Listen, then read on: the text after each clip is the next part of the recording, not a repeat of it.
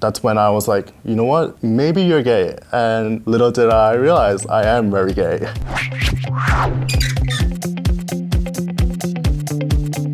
We had an email at BuzzFeed asking us if there were any moments that really defined our sexuality or like kind of made us realize who we were inside. And I hadn't really given it any thought, and then it came to me. That scene where that very like hot tan, almost like Grecian, European looking guy, I can't remember whether he reaches for his phone or he reaches over, but he reaches. And I remember literally pausing it like on the button on the DVD and being like, okay, play. And that was it. It was like a brief little moment I had with myself. And I didn't touch myself or anything like that, but it was like, that was nice.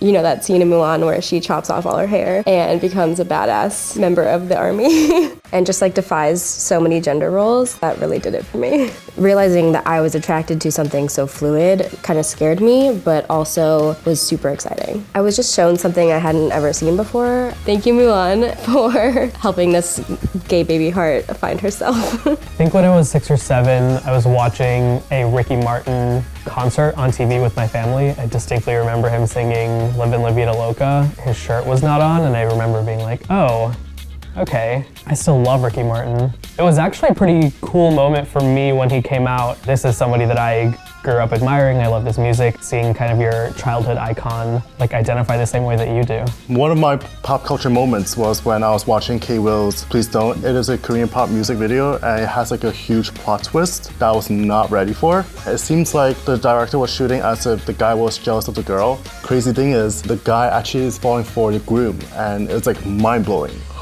I was like, whoa, so all this time he's gay? As a person of color, as a person that's from Asian descent, this is a topic that we don't really approach and we don't talk about. There's not much representation in these roles. So to see someone that looked like me, that has similar skin color as me, and has same facial structure as me, that helped me in terms of who I think gay is, what gay means, to who I am.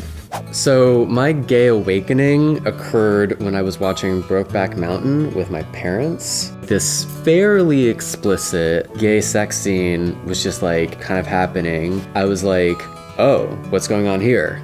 Seeing an example of gay intimacy on screen and realizing that that was something I was curious and fascinated by and interested in was like immediately paired with a moment of my parents telling me that what I had just started to see was bad. They made me leave the room. And for the record, my parents let me watch straight sex scenes. So it wasn't just that it was a sex scene, it was a gay sex scene.